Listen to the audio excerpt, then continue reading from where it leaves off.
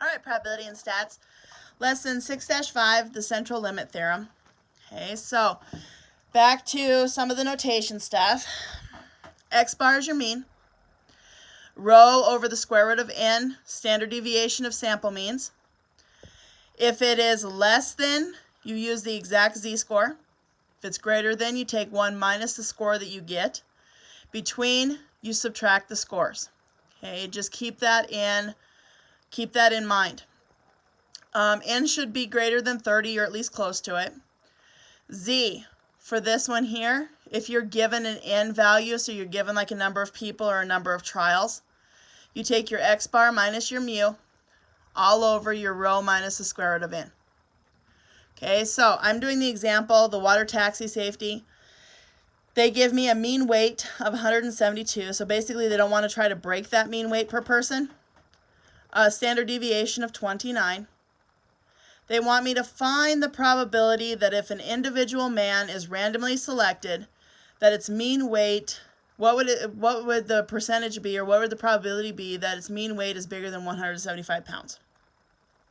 So my X bar is 175, because that's the mean weight of the man that I'm trying to find.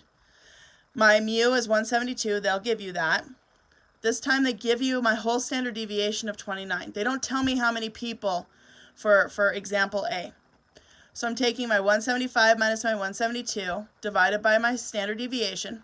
Okay, again, this one here, when you're finding that z-score, it is z equals x bar minus mu over your standard deviation.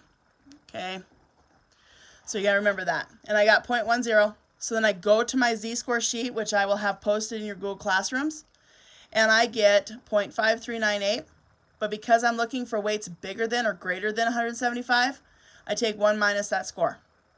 So I take 1 minus the 0.5398, so I'm at 0.4602. That means 46% of men, if randomly selected, would be bigger than 175 pounds for that water taxi safety. And this is very important, especially when you're trying to figure out what mean weights are on airplanes or like on fair rides or anything like that. Is very important to do the hypothesis, and this is the basics beginning of hypothesis testing, is to do the math behind it to see, like you're looking at 46% of population, they're going to be bigger than 175 pounds. Okay, so you got to keep that in mind when you are designing a water taxi or a bus or a plane or anything like that. So on B, says, what if we took 20 randomly selected men and their mean weight bigger than 175? So now we're going to use our central limit theorem equation. X bar was 175. The mu is the same as 172. Rho, 29, and 20 different men. So now you plug into the formula 175 minus 172 all over 29 over the square root of 20. Okay, and make sure you put parentheses around that. Then I got 0.46, went to my z-score sheet, again, that I will have posted, got 0.6772 because I'm looking for greater than 1 minus. So we're looking at 0.3328. So 32.28% of 20 selected random males would have a mean weight of greater than 175. So again, when you're trying to figure out how many people can fit on a water taxi or how many people can fit on a plane, this is very important to do the math behind.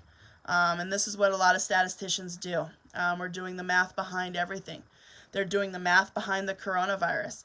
If you are watching the news or you're staying in tune and you're listening to President Trump talk about the coronavirus and talk about flattening the curve, and they're showing the nice little graphs and all of that good stuff, watch that stuff. That is math, and that is probability and stats.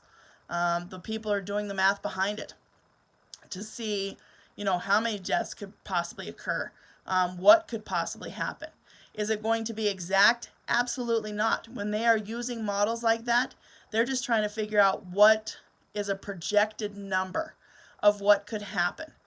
They're looking for that worst case scenario to get that data out there. That's why they're saying that social distancing and just keeping to yourself is very important, especially during this pandemic.